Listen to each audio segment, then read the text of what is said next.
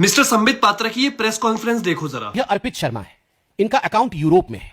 आप देख सकते हैं, इन्होंने ये वीडियो डाला है, वीडियो का स्क्रीनशॉट मैंने आपको दिखाया है।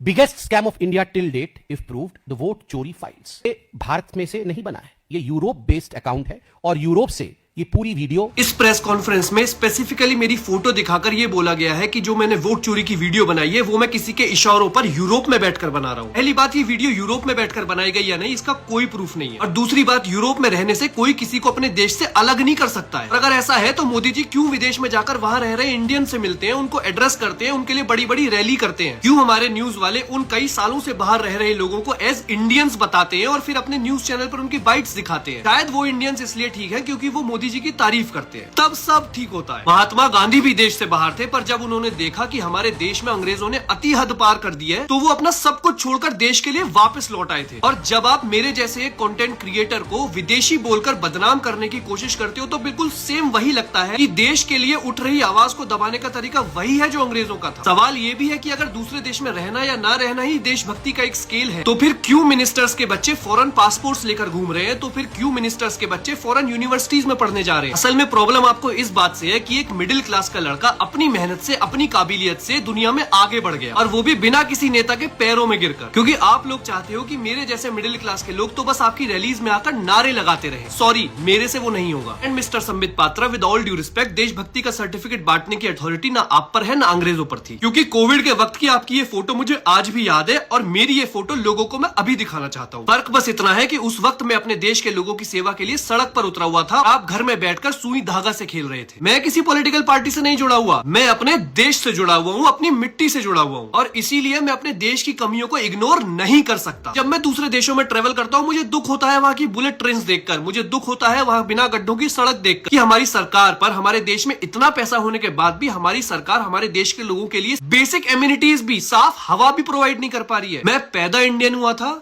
मैं एज इंडियन ही जी रहा हूँ। मेरी आवाज आपकी किसी प्रेस कॉन्फ्रेंस से नहीं दबेगी। जय हिंद।